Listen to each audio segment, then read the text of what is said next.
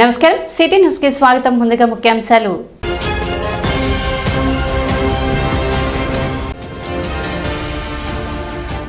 Tenali RTC డిపోలో ప్రారంభమైన road భద్రతా మాసోత్సవాలు.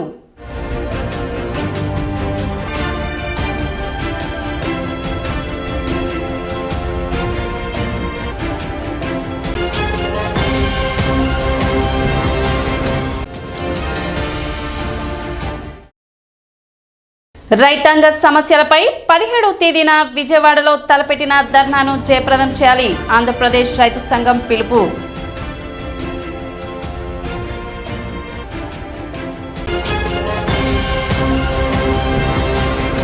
ఎన్నికల సందర్భంగా తెలుగుదేశం కూటమి పెట్టుబడి సాయం 20,000 ఇస్తామని చేసిన వాగ్దానం తదితర డిమాండ్లతో జనవరి 17న విజయవాడలో జరిగే ధర్నాలో రైతాంగం పాల్గొనాలని ఆంధ్రప్రదేశ్ రైతు సంఘం రాష్ట్ర సహాయ కార్యదర్శి జొన్న శివశంకర్ కోరారు. స్థానిక బస్టాండ్ వద్ద జరిగిన విలేకరుల సమావేశంలో శంకర్రావు మాట్లాడుతూ ఖరీఫ్ సీజన్ ముగిసిందని, రబీ సీజన్ కూడా సగం కాలం గడిచినా గానీ పెట్టుబడి సాయం ఇవ్వకపోవడం అన్యాయమని అన్నారు. ఉచిత పంటల బీమా కొనసాగించాలని, ప్రభుత్వమే ప్రీమియం చెల్లించాలని తెలిపారు. వాణిజ్య, ఉద్యానవన మిగిలిన అన్ని పంటలకు ధరలు పడిపోకుండా ప్రభుత్వం చర్యలు తీసుకోవాలని ఆయన డిమాండ్ చేశారు. రైతాంగ సమస్యల పరిష్కారానికై ఆంధ్రప్రదేశ్ రైతు సంఘం ఆధ్వర్యంలో జనవరి 17 ఉదయం 10 గంటలకి విజయవాడ ధర్నా చౌకలో పెద్ద ఎత్తున ధర్నా కార్యక్రమం నిర్వహించబోతా ఉన్నాం. చంద్రబాబు నాయుడు గారు ఎన్నికలకు ముందు రైతాంగానికి పెట్టుబడి సాయం కింద 20,000 రూపాయలు సహాయం చేస్తామని చెప్పేసి ప్రకటించారు. ఖరీఫ్ సీజన్ పోయింది, రబీ సగకాలం పూర్తయింది. అయినా ఇప్పటి వరకు పెట్టుబడి సాయం కింద 20,000 రూపాయలు రైతు ఖాతాలో జమ చేయలేదు. తక్షణమే 20,000 రూపాయలు రైతు ఖాతాలో జమ చేయాలని చెప్పేసి రేపు ధర్నా చేయబోతా ఉన్నాం. ధర్నా రైతాంగం విరిగా పాల్గొనాలని చెప్పేసి విజ్ఞప్తి చేస్తూ ఉన్నాం. అలాగే స్మార్ట్ మీటర్లు పెట్టడంలో లోకేష్ బాబు గారు స్మార్ట్ మీటర్లు పగలగొట్టడని చెప్పేసి ఎన్నికల సందర్భంలో మాట్లాడటం జరిగింది. కానీ ఈరోజు ఈ ప్రభుత్వం అధికారంలోకి వచ్చిన తర్వాత అదే స్మార్ట్ మీటర్లు ఈరోజు బిగిస్తూ ఉన్నారు. తక్షణమే స్మార్ట్ మీటర్లు బిగింపు కార్యక్రమాన్ని కూడా ఆపాలని చెప్పేసి మేము డిమాండ్ చేస్తాము. జిల్లా ఉపాధ్యక్షులు ములక శివసాంబిరెడ్డి మాట్లాడుతూ విద్యుత్ స్మార్ట్ మీటర్లను ఉపసంహరించాలని, అదనపు ఛార్జీలు రద్దు చేయాలని కోరారు. కౌలు రైతులకు బ్యాంకు రుణాలు, సబ్సిడీలు అందించాలని కోరుతూ శుక్రవారం ఉదయం 10 గంటలకు విజయవాడ అలంకార్ ధర్నా చౌక్కు రైతులు తరలి రావాలని విజ్ఞప్తి చేశారు. సమావేశంలో కన్నెగంటి భాస్కర్ చందు, పోతురాజు కోటేశ్వరరావు, జెట్టి బాలరాజు, యార్లగడ్డ బ్రహ్మేశ్వరరావు తదితరులు పాల్గొన్నారు. ఎన్నికలకు ముందు వాగ్దానాలని ప్రభుత్వం నిలబెట్టుకోకపోవటం అనేది అన్యాయం. 20,000 రూపాయలు పెట్టుబడి సాయంతో రైతాంగాన్ని ఆదుకుంటామని మరి కూటమి ప్రభుత్వం హామీ ఇచ్చింది. ఆ ప్రకారం రైతులు, కౌలు రైతులు పెద్ద ఎత్తున ఆశపడి ఓట్లేసి అధికారంలో తీసుకొచ్చిన తర్వాత ఇవాళ మొండి చేయి చూపించడం అనేది అన్యాయం.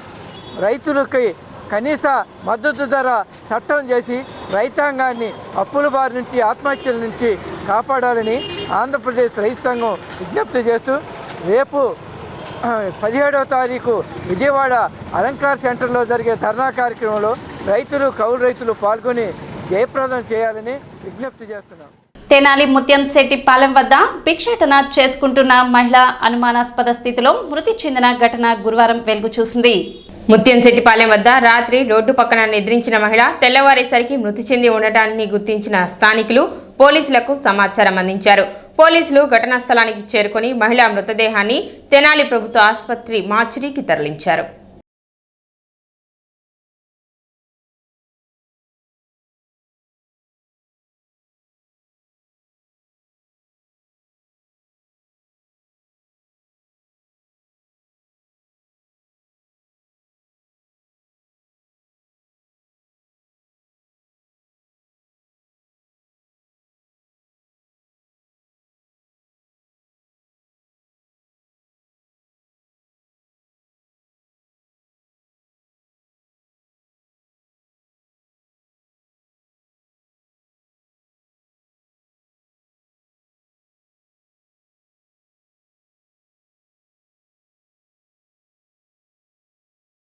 ఈరోజు ఎర్లీ మార్నింగ్ 6:30 ఆ టైంలో తమ్మ అంకమరావు అని చెప్పేసి ఈయన ఈ కేసులో రిపోర్ట్ ఇచ్చినటువంటి ఫిర్యాదుదారుడు ఈయన రిపోర్ట్ ప్రకారం మార్నింగ్ ఈయన గుడికి అని చెప్పేసి వెళ్తూ ఉంటే కబేళా సెంటర్ నుంచి కొత్తంతిన వరకు వెళ్ళే రూట్లో ఒక అన్ఐడెంటిఫైడ్ ఫిమేల్ డెడ్ బాడీ, దాని పక్కనే ఒక మేల్ పర్సన్ ఇద్దరు ఉండటం, ఆ మేల్ పర్సన్ని వీళ్ళు నిద్రలేపి బాడీ ఎవరిది ఏంటని చెప్పేసి అడిగితే అతను పారిపోతూ ఉంటే అతన్ని పట్టుకొని 100 డయల్కి ఫోన్ చేసి పోలీసులకి తెలియపరిచి అతన్ని పోలీసులకి అప్పగించడం జరిగింది. దీని మీద ఈ తమ్మ అంకమరావు గారి దగ్గర నుంచి ఒక రిపోర్ట్ తీసుకున్నాము. రిపోర్ట్ తీసుకుని మర్డర్ కేసు రిజిస్టర్ చేయడం జరిగింది. ఆమెకి ఈ బ్లీడింగ్, ఆమె పడుకున్న చోట బ్లీడింగ్, కొంత ఎండిపోయిన బ్లడ్ స్టెయిన్స్ అయి ఉన్నాయి. ఆ బ్లడ్ స్టెయిన్స్ వాటిని ఆధారంగా ఇన్వెస్టిగేషన్ చేస్తూ ఉన్నాము. ఎవరైతే మణి అనే అతన్ని పోలీసులకు అప్పగించారో అతన్ని కూడా విచారిస్తూ ఉన్నాం. ఎలా జరిగింది ఏంటి అనే దాని మీద ఇన్వెస్టిగేషన్ చేస్తూ ఉన్నాం. త్వరలోనే ఆమె డెత్కి గల కారణాలు, అసలు ఆవిడ ఎవరు, ఆవిడ ఊరి పేరు, ఆవిడ పేరేంటి, ఆవిడ ఊరి పేరేంటి, ఆ డీటెయిల్స్ అన్నీ కూడా మరలా తెలియపరుస్తాం. స్థానిక రాజుక చెరువు వద్ద ఏర్పాటు చేస్తున్న డాక్టర్ బిఆర్ అంబేద్కర్ విగ్రహ ఏర్పాటు విషయంలో మంత్రి నాదెండ్ల మనోహర్ ఆటంకాలు ఏర్పరుస్తున్నారంటూ కొందరు అసత్య ప్రచారాలు చేయడం తగదని దారా రామకృష్ణ అన్నారు. గతంలో స్పీకర్గా ఉన్నప్పటి నుండి దళితుల అభ్యున్నతికి నాదెండ్ల మనోహర్ కృషి చేయడమే కాక శాసనసభ ప్రాంగణంలో డాక్టర్ బిఆర్ అంబేద్కర్ విగ్రహం ఏర్పాటుకు కృషి చేశారని, అటువంటి వ్యక్తి తెనాలిలో విగ్రహ ఏర్పాటుకు ఆటంకాలు ఏర్పరుస్తున్నారంటూ తప్పుడు వ్యాఖ్యలు చేయడం సరికాదని తెలిపారు. దాదాపు 93 సంవత్సరం నుంచి ఈ రోజు దాకా కూడా ఆ ప్రాంగణంలో దళిత ఉద్యమాల నేతలు కానీ దళితులు కానీ అందరూ కూడా ఆ ప్రాంగణంలో అంబేద్కర్ గారి స్టాచ్యూ నిర్మించుకోవాలి అని చెప్పి అనేది ఒక ఆశయం. అది నిర్మించుకున్నారు. అలాగే దానికోసం అహర్నిశలు కష్టపడిన ప్రతి ఒక్క యువకుడికి, ప్రతి ఒక్క దళిత నాయకుడికి, దానికోసం శ్రమించినటువంటి పెద్దలందరికీ కూడా హృదయపూర్వక ధన్యవాదాలు, అభినందనలు తెలియజేస్తున్నాం.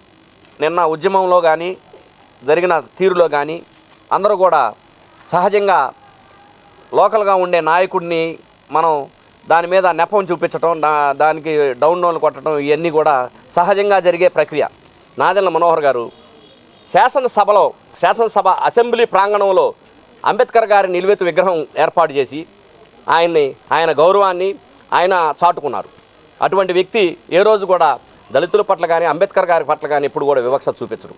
కానీ ఎవరో కొంతమంది మూలాన మనం దాన్ని తప్పుదారి పరుచుకున్న ఆయన ఏ రోజు కూడా దళితులకు వ్యతిరేకం కాదు. ఆయన మనందరిలో వ్యక్తి, మనందరి ఆశయాల కోసం, దళితుల కోసం ఎన్నో అంబేద్కర్ ఆశయాల్ని ముందుకు తీసుకెళ్ళడం నడపడంలో ఒక అడుగు ముందే ఉంటాడని నా వ్యక్తిగత అభిప్రాయం. ఎందుకంటే గతంలో కొల్లిపరలో దళిత వాళ్ళలో కానీ మనకున్నటువంటి ఆయన పనిచేసే టైంలో దళిత వాళ్ళలో రోడ్లు నిర్మించడం కానీ ఇళ్ళు నిర్మించడంలో కానీ గతంలో ఆయన ఎంతో కృషి చేశాడు. అలాగే కానీ ఇటువంటి ఈ విగ్రహంలో పొరపాటున ఆయన్ని తప్పుగా భావించొద్దని చెప్పని మేము విన్నవించుకుంటున్నాను. దళిత సోదరులకి, నా తోటి మిత్రులందరికీ కూడా విన్నవించుకుంటూ సెలవు. దుగ్గిరాల శుభం మహేశ్వరి కోల్డ్ స్టోరేజ్ అగ్ని బాధిత పసుపు రైతులకు సంవత్సరం గడుస్తున్నా గానీ పరిహారం ఇవ్వనందుకు జనవరి 20వ తేదీన తెనాలిలో నిరసన చేపడుతున్నట్లు ఆంధ్రప్రదేశ్ పసుపు రైతుల సంఘం రాష్ట్ర కన్వీనర్ జొన్న శివశంకర్రావు తెలిపారు. గురువారం స్థానిక ఆర్టీసీ బస్టాండ్ ఎదురుగా గల SWF కార్యాలయంలో జరిగిన పసుపు రైతుల సమావేశం రాష్ట్ర కమిటీ సభ్యులు ములక శివసాంబిరెడ్డి అధ్యక్షతన జరిగింది. శివశంకర్రావు మాట్లాడుతూ ప్రభుత్వం కింటాకు 7,000 రూపాయలు ఇప్పిస్తాం, తమదే బాధ్యతని చెప్పిన వ్యవసాయ శాఖ మంత్రి జోక్యం చేసుకుని పరిహారం ఇప్పించాలని కోరారు. 80 కోట్లు చేసి 1,04,000 బస్తా పసుపు బూడిదైందని, అగ్ని ప్రమాదం, వరదల కారణంగా రైతులు 2 విధాలా నష్టపోయినా ఇన్సూరెన్స్ అధికారులు స్పందించకపోవడం అన్యాయమని అన్నారు. సమావేశంలో భీమవరపు చిన్నరామిరెడ్డి, వెంకటేశ్వరరావు, బాలరాజు, బ్రహ్మేశ్వరరావు తదితరులు పాల్గొన్నారు. 2025లో ప్రభుత్వం మారిన తర్వాత వ్యవసాయ మంత్రి సమక్షంలో మార్కెటింగ్ జేడి, అలాగే మార్కెట్ జేడి, అలాగే మార్కెట్ మేనేజర్, రైతు సంఘాల ప్రతినిధులు మన వ్యవసాయ మంత్రి సమక్షంలో బస్తాకి 7,000 రూపాయలు ఇచ్చేటట్టు ఒక ఒప్పందానికి రావటం జరిగింది. నష్టమైనా వచ్చిన మేరకే సరిపోతుందని చెప్పేసి రైతులు స్వల్ప ఆనందంతో దాన్ని ఒప్పుకోవడం జరిగింది. కానీ అది జరిగి కూడా ఇప్పటికే 5-6 నెలలు జరిగిపోతూ ఉంది. కానీ ఇప్పటికి కూడా ఇన్సూరెన్స్ క్లెయిమ్ కానీ మాకు ఆ ఒప్పందం ప్రకారం 7,000 రూపాయలు రాలేదు. కాబట్టి ఈ 7,000 రూపాయలు తక్షణమే మా అకౌంట్లో జమ చేయాలని చెప్పేసి ఇక్కడ తెనాలిలో న్యూ ఇండియా ఇన్సూరెన్స్ కంపెనీ ఉంది. ఆ కంపెనీ వద్ద పెద్ద ఎత్తున రేపు 20వ తారీఖు నాడు ధర్నా కార్యక్రమం నిర్వహించబోతా ఉన్నాం. ఆ 20వ తారీఖు నాటికి ఒక ఇన్సూరెన్స్ కంపెనీ నుంచి సవివరణమైన వివరణ మాకు రాకపోతే ఆ యొక్క ఆఫీసును దిగ్బంధనం చేస్తామని చెప్పేసి రైతు సంఘాలుగా ఇన్సూరెన్స్ కంపెనీని హెచ్చరిస్తాం. జూలై 10వ తేదీన అచ్చెన్నాయుడు గారి సమక్షంలో ఒక ఒప్పందం జరిగింది. ఒప్పందం జరిగి కూడా 6-10 రోజులు అవుతుంది. కానీ ఇంతవరకు రైతులకు ఎలాంటి నష్టపరిహారం అందల.